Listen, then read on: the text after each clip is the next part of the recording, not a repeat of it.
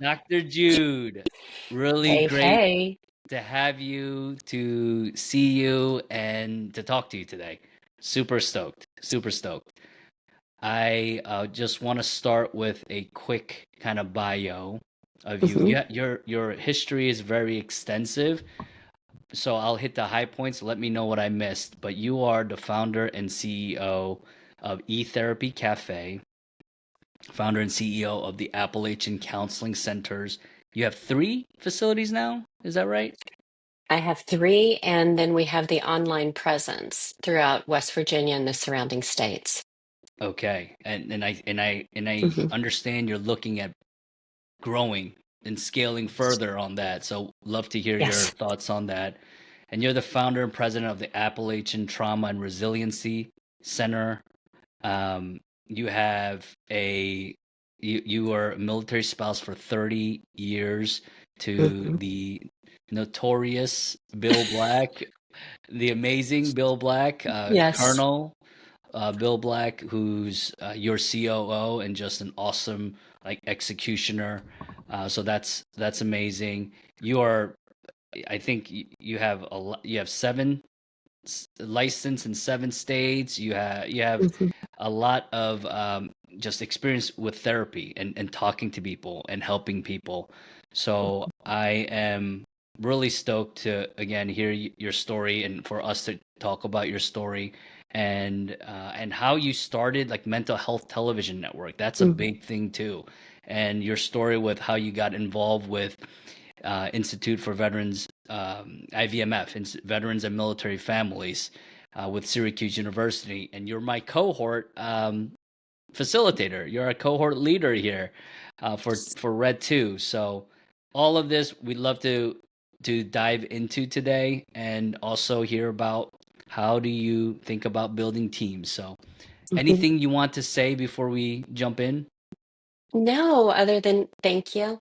I think that this is a space that people need to have so that they can learn how to build businesses, how to build teams, what worked for others, but also giving ourselves permission to be uniquely us to where we don't have to do what others do. We kind of take a knee and we figure out what do we need and draw from a bunch of different ideas to make it work for, I guess, really work for the companies that we're building. Hmm. Yeah, and you and I were just talking about this right before this, but the we learn just as much from the bad leaders and bad people in our Mm, lives as the good ones. So, um, well, this is something unusual, and I want to kind of start with this if you don't mind. But you had a LinkedIn post this morning that you shared. Today is yeah. April 9th, so this may publish about a month or so afterwards, but you had a story here that you were just completely raw and transparent with. Could you tell us a little bit about it? Sure. I had a national board examination that I took. And for the first time in a very long time, I did not do well. And I think that that was a moment that just brought me to my knees and just made me pause. This was yesterday, so it's still a little bit raw. It was Yeah. yesterday. And I don't know what I could have done to prepare differently. I don't know if I took it again today that I would pass it.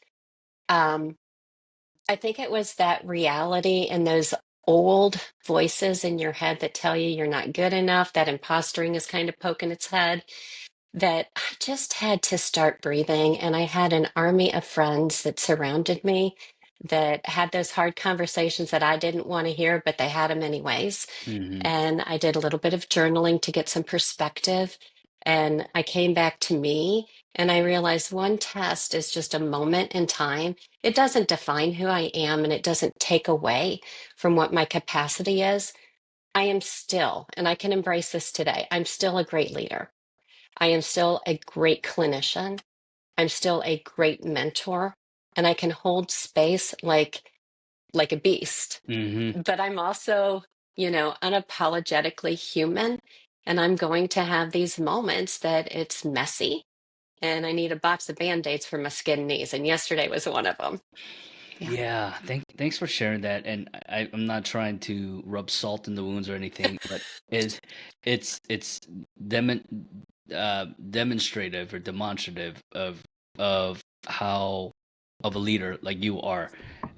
You look like on paper, from the outside, you look perfect, right? You've accomplished so Hmm. many things, and you are helping so many people, and yet you too have messy moments like all of us, right? You're a human Hmm. as well. And for people, I believe, that embrace that and to show up with it, I think they're the brave ones and they're the ones who actually inspire, truly. So I think when you said somebody thanked you for that LinkedIn post, I Hmm. think that's what they meant, right? Just showing that you're not, and you're emotional about it as well. Yeah. Yeah, you're you're embracing it as well, and you're being completely transparent about it, so thank you for that. Hmm. Well, your journey, could you start with how, inspiration of coming into the mental health world? Oh, that was never on my radar. It was never on my radar. I was going into one of the three-letter agencies, but I sidetracked by falling in love with an active duty individual. And way back in the day, it was him or me. And love obviously prevailed on that one. And I decided to marry Bill and start my life as a military spouse, trying to find some footing along the way. And sometimes it was by supporting the mission, engaging in every organization known to man within the military culture. Mhm, And what I found was holding space and talking story with our veterans and the spouses and trying to make sense out of things that didn't make sense. That really became something I was good at and effective at. And I found a purpose with that. So I never planned on becoming a therapist. I talk about becoming an accidental therapist and an accidental business owner, that you see a need, you see pain, you see hurt, and you know that people deserve more than what they have. And isn't that really the soul of an entrepreneur? You find a problem and you solve a problem. Well, problem solved. So that's how I got into the field of therapy and healing and hope and resiliency. well, it all goes back to the notorious Bill Black then. It I mean, does. but he was the inspiration, right? He was Yes. the gateway to the inspiration of it. It seems like. Well, that's amazing. Why didn't I know that? I thought I knew that, but no, it's all good. And so in 20, looks like 2016. So Mhm. you started eTherapy Cafe, and I did. can you just tell us about why? What was the purpose of that? Sure. I'm Italian, and I'm pretty well known for being calm, cool, and collect, but I also have a hair trigger, and it's usually rooted in ethics, leadership, Mhm. or someone feeling less than. And the company started because I got mad. I Mm, had been doing teletherapy for years before teletherapy was actually a thing. mm, I worked with one of the forerunners back in the early 90s, and we provided online support to National Guard from North Carolina that were downrange. And back then, it was a great day if we could see them, better day if we could hear them, and best day of all if we had both, because technology was so raw back then. mm, That evolved into going on to the bases where we had the giant screens in the conference rooms, and that's where we would see our soldiers downrange. And what started happening were some of our military members were foregoing their time with their spouses and their families to talk with me to get tools so that they could implement those and stay mission focused. So I knew that it was effective. And I had seen an agency and I thought, that is exactly what I want. And on the outside, the company looked fabulous. But when I got on the inside, and I worked myself through the ranks and and I ended up in a leadership position, but I saw things that truly conflicted with who I was as a person, as a leader. And I could no longer stay with that company based on my morals and my ethics. Mm. So I stopped, but I still had people that wanted to be seen. I had a team of cohorts that wanted to be seen and wanted to belong. And so that's where eTherapy Cafe started. It was in the living room when we were stationed at the Pentagon. And it started from there that I found a venue that we could continue to talk with people, that we could serve them, work through pain, work through life's challenges. And it evolved from counseling to expert level life coaching, and all of our coaches are master's level clinicians, but they're also certified life coaches. And that allows us to cross state lines and international waters, meet people here and now. So eTherapy Cafe started because I was ticked off at leadership and the culture of an organization. And I knew that there was a better way of doing it. That's amazing. You know, you are one of the people that really just lights me up when I talk to, right? You're just you are all in and you listen and you're active listening and you don't judge, you don't even give advice at times. You just hear and you repeat some most of the time what you hear. And I think in such a fast-paced world and in for the soldiers downrange that you started e-therapy for, they see their families in little glimpses, and Mhm. it's very difficult. So I can see why people are coming to you and saying, "Hey, you know, this is what I'm going through," and just potentially hearing, themselves talk and figuring out solutions themselves.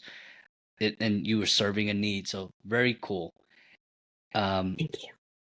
so e-therapy, and then you ended up again thinking there was a void. You started Appalachian Counseling Center in 2019, and then Appalachian Trauma and Resilience Center in 2020.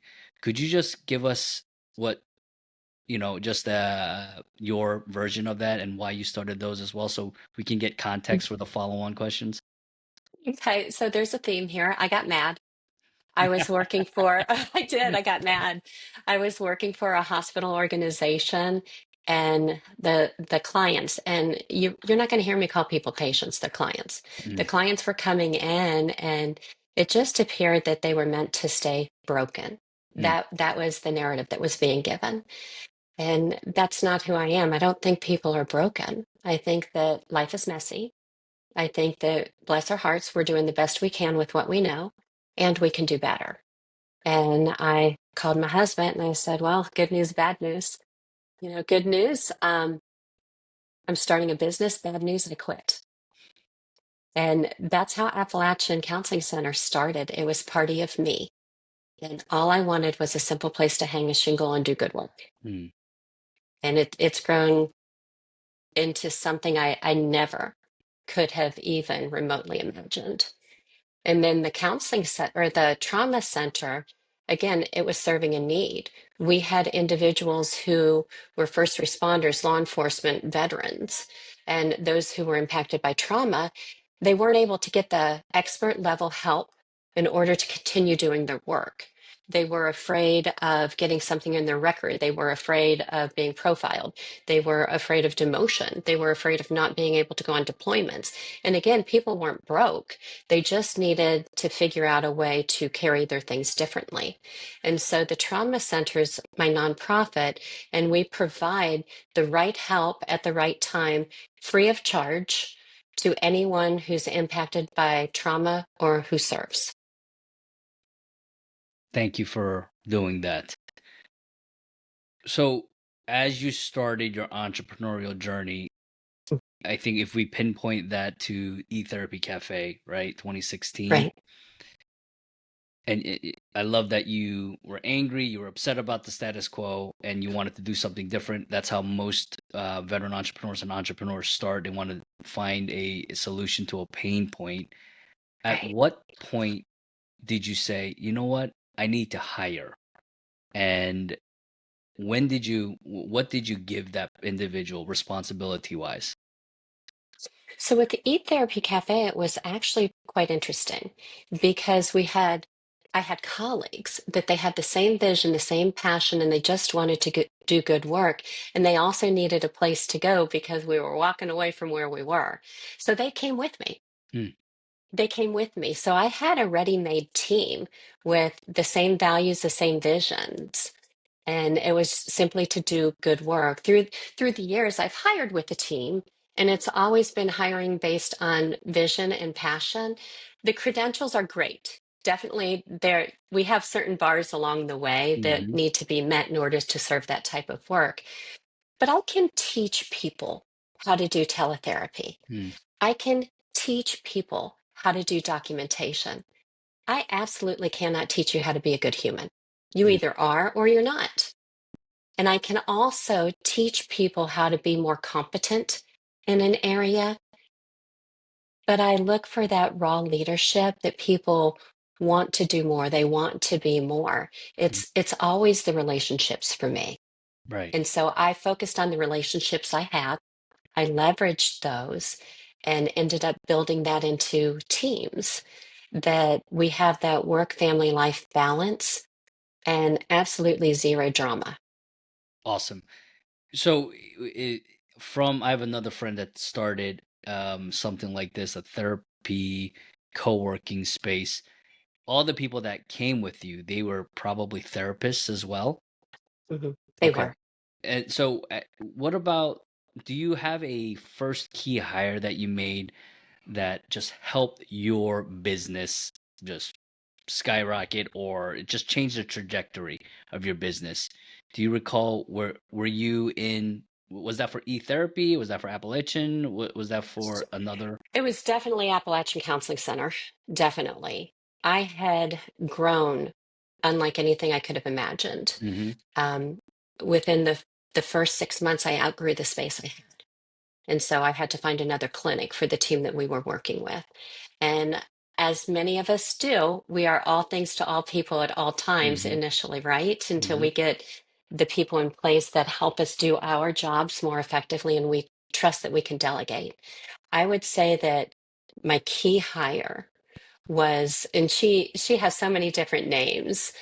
She's in an executive position now, and her name's Cheyenne. And Cheyenne is a military spouse. And we did a lot of time together in Hawaii during deployments. And again, it's based on potential, trust, and relationships. She was hired to take care of all of my insurance claims. Mm, I was overwhelmed with what was coming in, tracking them down. And Cheyenne is a military spouse, and we know how many different hats that we can wear. She didn't do insurance prior to this, but I knew she could figure stuff out. We are logistic ninjas in hmm. the field that we do, just innate to what our culture is. Hmm. Um, she took this, she ran with it, she found holes, she found pockets, and that's evolved into a team of her own now within the Awesome. company.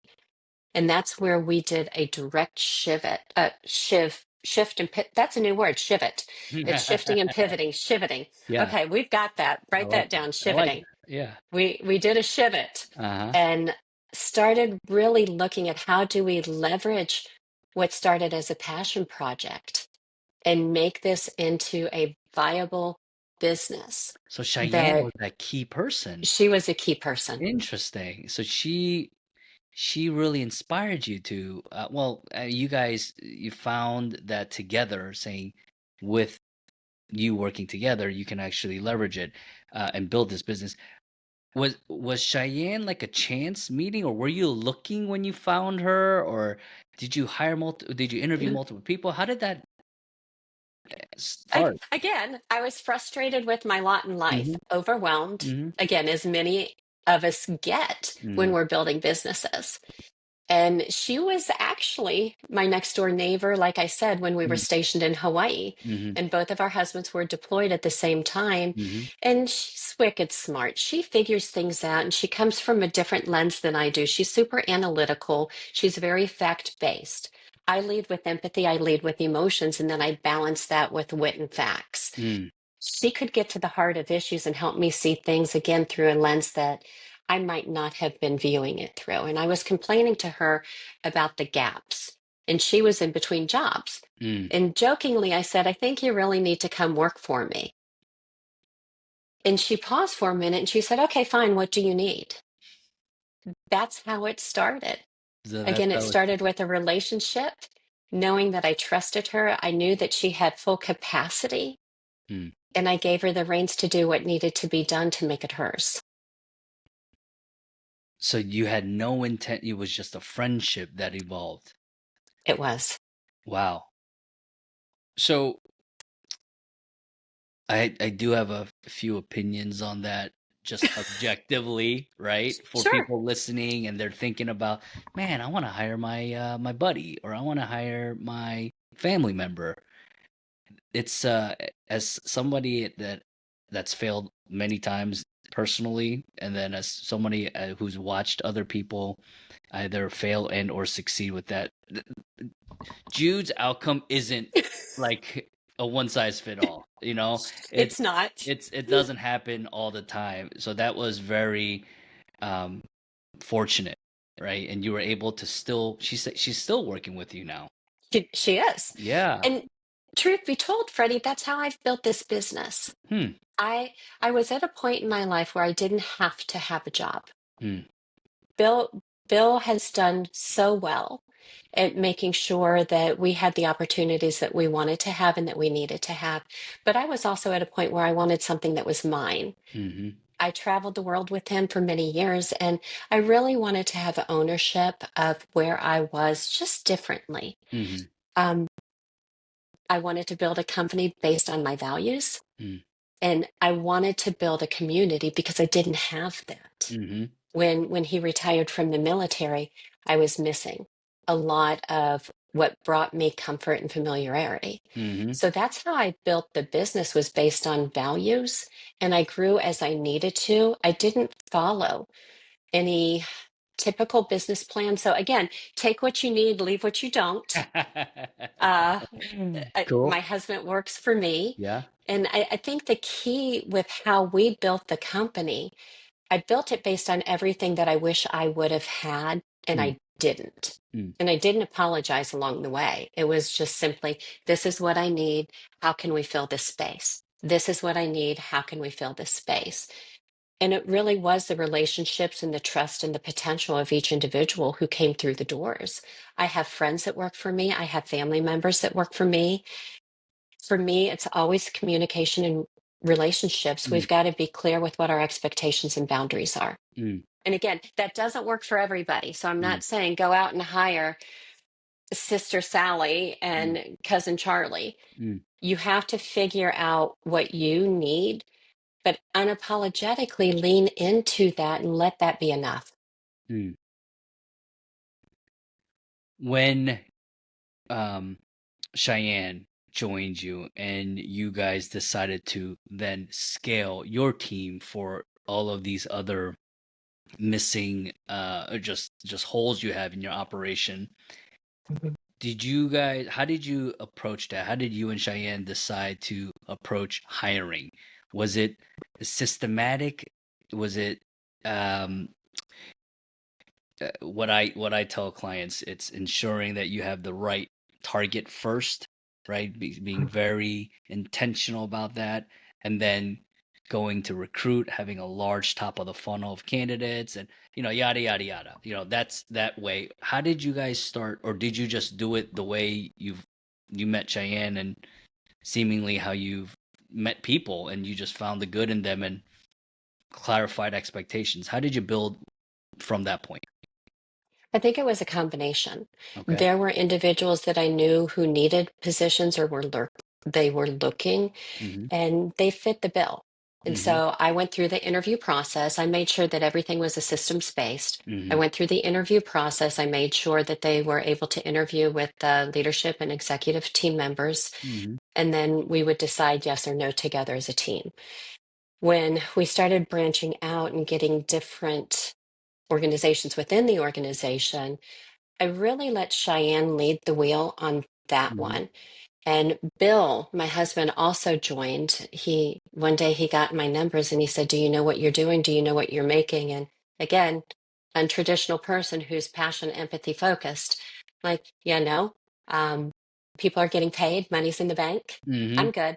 Sure. And he said, "But do you really know what's in the bank?" I said, "Bill, people are getting paid, money's in the bank, and I don't owe anyone anything. I'm good." Mm-hmm. He resigned at his job, his second job at the hospital that day, Mm. and came on as COO to help with the policies, procedures, and Awesome. operations. And so he and Cheyenne do that leg of it. Mm. And I really focus on the clinicians. And we did take a reset last year looking at the organizational structure. And we needed to make some changes because we had grown. Mm-hmm. So we started, exactly as you said, putting the right people in the right place to delegate Mm-hmm. and empower them to have a little bit more autonomy, which gave me the freedom to do more of what I wanted to do. Mm-hmm. We put directors in place. We put a chief clinical officer in place, who, by the way, Doc Cat is phenomenal. Um, we put operations in place for the various clinics. So Mm-hmm. we had the clinic directors, we had the administrative executives. So it just started branching out and building, but I had to allow the people I put in positions of leadership to lead. And it's not through micromanagement, it's through empowering them, listening, training. I want to be shoulder to shoulder with them, but then I want them to walk ahead because that's really a success story for me. When you've given people the space to continue with the mission, but also allow them to do it their way and still be successful. I love this story. I mean, I think a key lesson here, just to emphasize, is that you, as the founder, the visionary, right? Most of us who start out a business, we have to do it all. We are the Mhm. visionary, we are the executioner, we're everything. And and there's a point where you hit a ceiling, and we still Mhm. try to retain that control. I have done this personally. I try to still retain control, but you made a clear kind of distinction with what you do best and what Bill and Cheyenne do best, and you let them run with it, and Mhm. they are supporting and building that, you know, alongside with you. So you made that very clear, and you're successful. You're letting them run it, and you just clarify expectations and have them build their own expectations so that you can adjust yours, and you Mhm. guys are working together. When you look back at your best hires, was it their skill or mindset or something else that made them really successful in your organization? It was a combination of both. I go back to, I focus on the relationships. I want you to be a good human, Mm-hmm. and I want you to have credentials to back it up. Mm-hmm. We've got to have the experience, especially in my field. Mm-hmm. There have been a few hires that I made that I only led with empathy, and I really shouldn't have done that. Mm. So then you hit that dance of serving the mission and protecting a culture. And I've always said that if I focus on my team, then my team has the ability to do what they need to do. Mm-hmm. So hard decisions had to be made when I made the wrong hires. And they were wrong hires for what I needed, what the company needed, and what the culture needed. Mm-hmm. And so you have to go in, it's almost like a surgeon. You go in and you pull out what doesn't work, and then you sew it back up and pray for the best in healing and move forward. There were a lot of surgical steps along the way, and I'm not sorry for them. I think they Mm-hmm. were necessary elements in order to maintain the culture that we had and the reputation that we had built.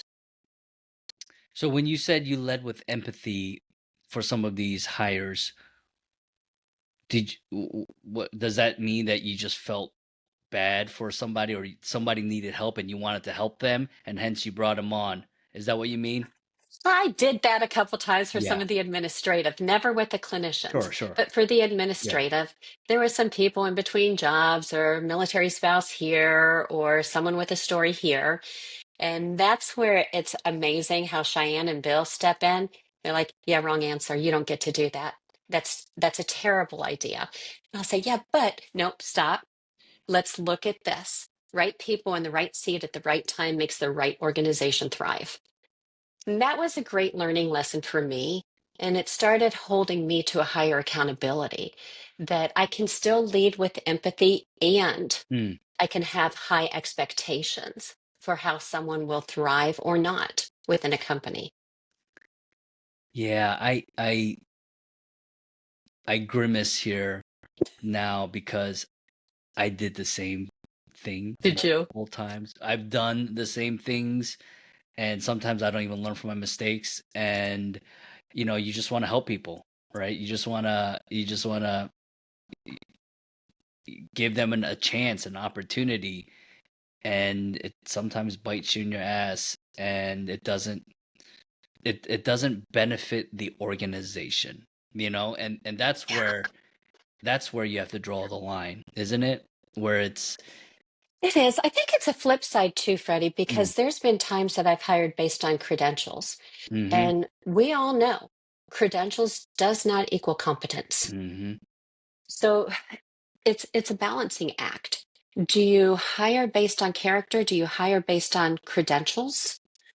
Um, to me, character will win every time. mhm, Again, I can teach people skills, but if your character, quite frankly, sucks, your character sucks. You can really come into a company or an organization and become that toxic thread that disintegrates it all. mhm, You do have to pull back when you're in the thick of it and look at what is great for the whole. mhm. How do these individual pieces interact together in order to make this something that you can be proud of, something that's more than punching a clock? Also, I agree. I agree. That one wrong hire, it could be that spoiled apple, and just, yeah, wreak havoc. So after you have established, you, Cheyenne, and Bill, you guys have established a accountability system, and you guys are both providing, or everyone is providing recommendations, and they're able to you're able to be more effective. Have you Since then, have you had a tough hiring decision you struggled with? And kind of curious, what if you did? I'm seeing you nod. Can you tell us about it and just what happened there? Tough hiring, tough firing. Mm, It's never a great day when you have to let someone go. mm, And through the CEO circle with IVMF, we've had so many various speakers, and I think it was, I've got to think for a moment. Jamie Dimon mm, made a comment one time that how someone enters your company, you strive to let that be their exit strategy too. mm, So the way that I took that is people are so excited to come on board. They feel mm, seen, they feel heard, they feel valued. mm, And whether it's someone trying something new in their life or someone being terminated just because of fit, I do want to respect them on the exit. And it doesn't always work that way because people have choices. mm, Sometimes it's super messy, and there was a messy one that no one really wanted to hire, and I was like, "Oh yeah, I think we need to hire them." mm, It's a terrible idea in the long run. Amazing human, just not a fit. And it was messy on the other side, and I learned lessons with that too. I learned a lot of lessons. I figured out ways that I need to shift and be more communicative, immediately upfront identify issues, not let them sever and not allow that space for a pivot. It's got to be a conversation so that people know how to pivot, when to pivot, what pivoting looks like. So sometimes the hires, I may want something, but I have to respect those other voices that are in the mix. And now that we have a clinical director, Doc Pat, her voice is strong and it resonates a lot. She's Mm, similar to me, that I feel like we've got two opposing teams. We have Dot Cat and I, and then we've got Bill and Shy over here. And mm, we've got the fact and function and organizational, mm, the very cerebral individuals. And then mm, we have our feel goods over here mm, with the feelings and the fit and the intuition and the gut. But merged together, I feel like we've got the strength of what we need in mhm. order to be truly a force to be reckoned with moving forward. What are some of those lessons learned? You said you were about to, I think you touched upon it. You said something about giving feedback and expectations. Mhm. What were the hard lessons learned from that incident? Talk first. Go ahead and have that. If you see something, say something. Mm, That's like the foundation of our military culture, too. You see something, you say something. mhm, Otherwise, it can be destructive, it can be harmful, and it could really be terminal. mm, So when we with with that shift, what I did is when we have onboarding of new people, we're checking in weekly, we're checking in monthly, we have our 90-day reviews. I don't have gatekeepers. I want to have these conversations. If I notice that a pivot or shift is important, I explain what the pivot is, why the pivot has to happen, and we actually have a game plan in place to do so. for that individual. Yeah, oh, we did for that individual, and we do it for each person on our team now. Oh, for each individual. And Yes, you do this personally. I do it for myself too. Awesome. So, how big is your team right now? Oh gosh. For the counseling center, I think we're at around 50. Mhm. Holy smokes, 50. And so 50 for counseling and then your, I guess, admin, how big is that? Is that separate They're altogether? all clumped in together Okay. there. So you hold this so important that you meet with every single one and you personally have issue a, what do we say it was? A Shivet. We do corrective action plans, and Yeah. then we have our yearly reviews where we Mhm. talk to people. I can't be with every single one at Sure. this point, Yeah, yeah. but I will say that there's not a single person that's been on our team that I didn't personally interview. Of course. I'm an Okay. advocate of that. Mhm. I have to be in my mind and with my company and what works. I have to have a conversation with everyone that's going to be representing us Mhm. just to kind of see how it goes. I Mm. am looking for fit. Um, I don't I don't always have conversations with team members on a schedule. Mhm. I had to relinquish those reins and Yeah. empower That's what those I in figured. positions of leadership to do Mhm. it right. Mhm. But our directors, we have clinic directors, and each of those clinic directors have intimate daily, every other day, weekly conversations and check-ins with our team. I assign each and every client that comes through our clinic to make sure that they're paired with Mhm. the clinician that can best serve their needs. So it really is about the relationships, and it is about not having gatekeepers, leaving doors open, and facilitating a safe space to have conversation because we only know what we know. People may think that they're functioning to this level. And through a different lens, we can say, yeah, you're doing great here. And let's start going here too. Mhm. So open door policy, Mm. have layers of management providing feedback to their teams. This is I see Bill's thumbprints all over this from the Yes. military. So okay, you have that system in play. So that's Yes. amazing. You talk a lot about culture. You talk a lot about being a fit, and you've Mhm. mentioned character being number one. And harmony, it sounds like, is Mm. another type of important factor. How do you intentionally shape? How would you describe your culture, and how would you say you intentionally shape that or continue to shape that? Sure. We we have pretty solid values that guide us. Hmm. And our values are you serve the work, you're brave, and you take good care. Mm, And as long as you are doing things within those three areas, the rest follows. Being brave is showing up, having hard conversations, whether it's with clients, whether it's with team members, and remaining present so they feel seen and heard. It's allowing yourself to be uncomfortable in order to find a better fit. And serving the community, that's pretty clear. We serve the community. Serving the work embellishes a lot of continuing education, competence, making sure that we are the best version of our professional self possible. Mm-hmm. And so everything within those three forks is part of how we've built the culture and the Mm-hmm. environment within. I mean, it's hard though. It's hard because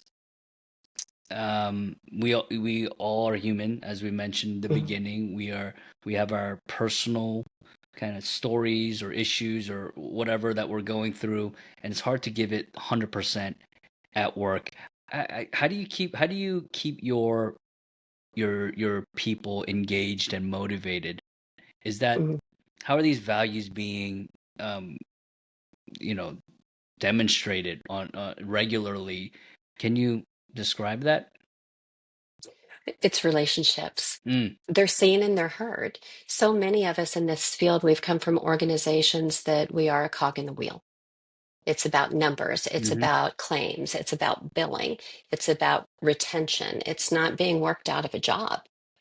We, within the company, we look at work family balance.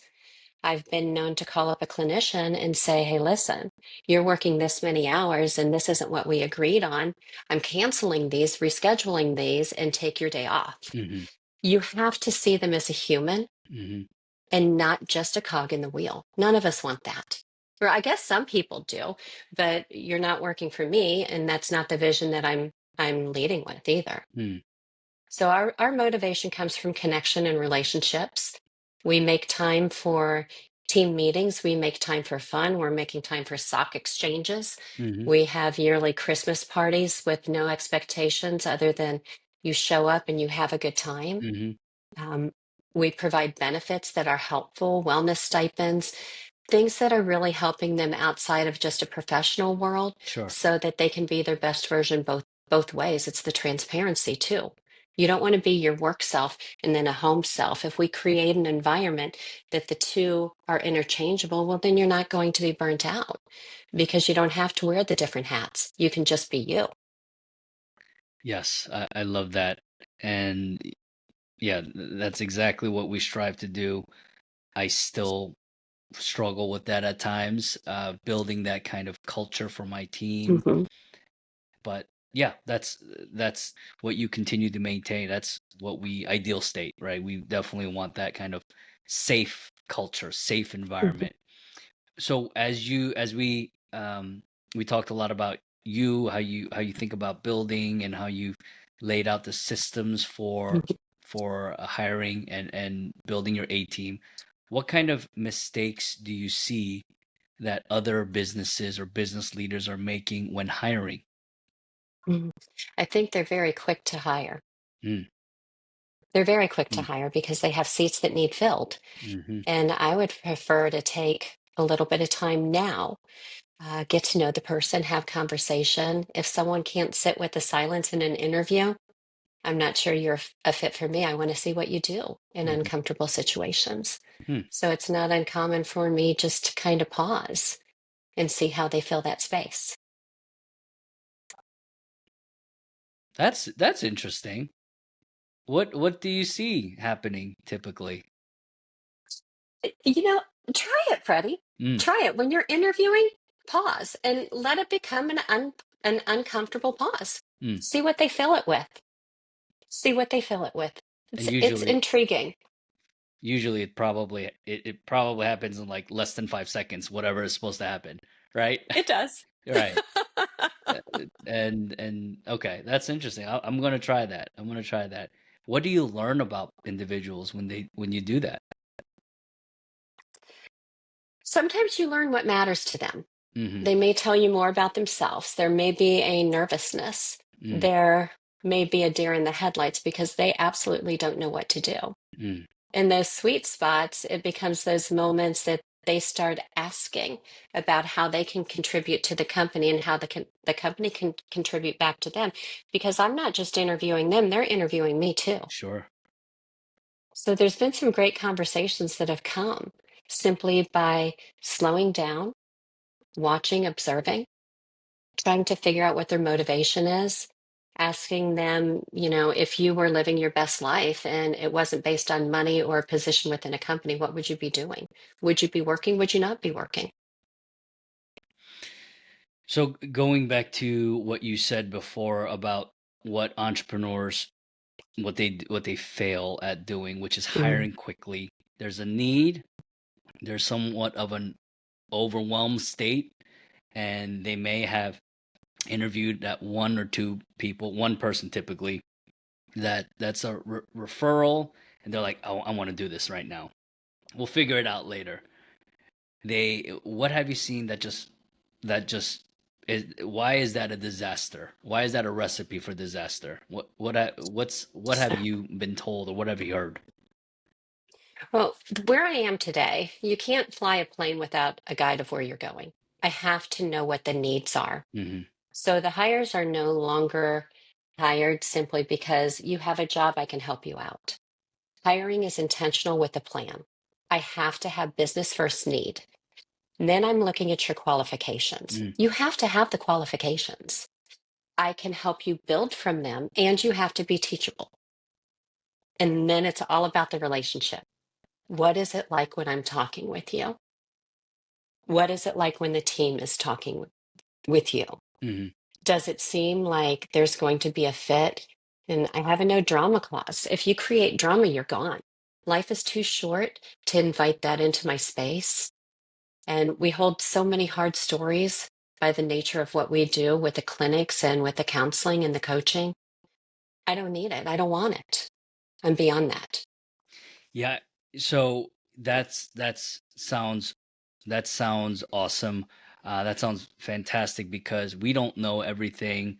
As entrepreneurs, of course, we don't know everything. And at least when hiring and entering something new, stick to what you do know. And what you Mm. said was the no drama clause, just the principles you have, the values you have. If you stick to those, then you can assess more on an even level, even metric, even benchmark, and try to make unbiased decisions. So yeah, taking your time and assessing people on a standard kind of basis. I think that is key. That's one of the key things from this conversation as well. Um, and I love the non-traditional kind of hiring strategy or hiring tactic you use with the pause. Is there anything else that we can learn that's non-traditional that you like to do? I do write things down. Again, I lead with empathy, so I know how strong the parts of my brain are that feel. So I write things down. I write down what are the non-negotiables with the job. Mm-hmm. And that'll be on one side of the page, but then I'll give myself space for the huggy touchy feely because it's there. Got it. If they line up, great. If they don't, I'm still focusing on the fit, the qualifications. We have to as Yeah, we're building businesses. exactly. That's what will sustain. And the culture will help strengthen as well. I don't think the two can be separated, but I would say write it down. Get out of your head, give yourself space to think about it.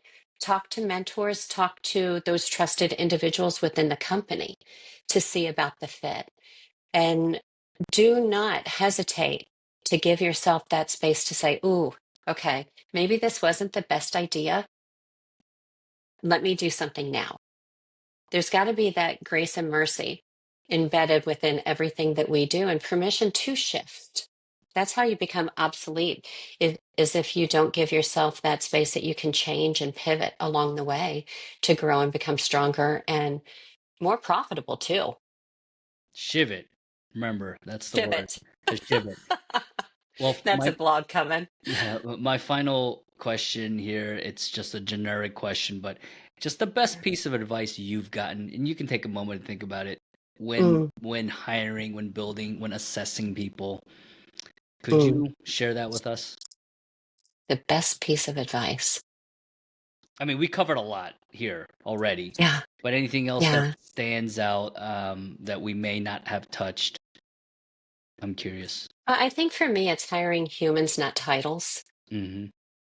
Well, let's look at the descriptions. Let's look at the people because you're spending a lot of your time. in your businesses until you're able to become on your business. And there's a shift with that, but you can't be on your business if you don't have those within the business that you trust. So don't lose the human element. And it's easy to get focused on numbers and statistics and growth and contracts and all of the operations and processes along the way. But we can't forget the human element, because those that are walking side by side, under, above, and all in our little circles, they're the ones that are helping us get to where we want to be too. Hmm. This is great. Thank you, Dr. Jude. Really appreciate your time, your insights. And for those of you still listening and taking notes, I will ask you to build your A team and use these insights that Dr. Jude shared with us. So thank you.